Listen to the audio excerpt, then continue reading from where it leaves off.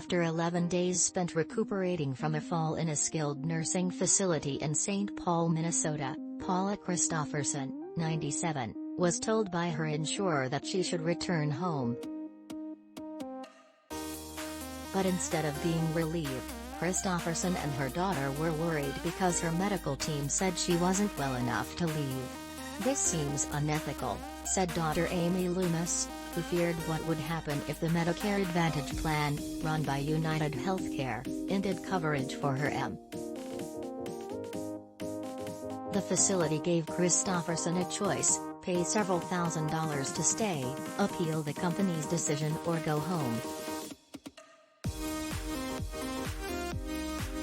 Healthcare providers, nursing home representatives and advocates for residents say Medicare Advantage plans are increasingly ending members' coverage for nursing home and rehabilitation services before patients are healthy enough to go home.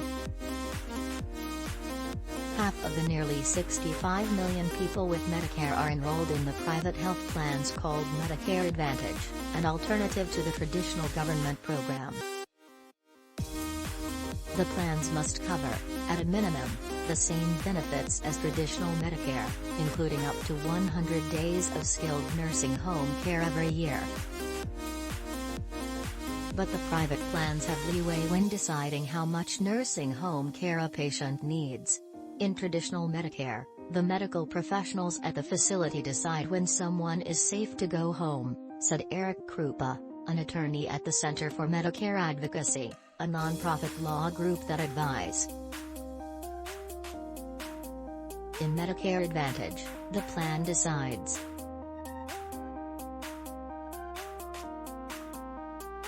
That can lead to quick denials and added stress. People are going to the nursing home, and then very quickly getting a denial, and then told to appeal, said Mairead Painter, a vice president of the National Association of State Long-Term Care Ombudsman Programs who directs Connecticut's office. The federal government pays Medicare Advantage plans a monthly amount for each enrollee, regardless of how much care that person needs.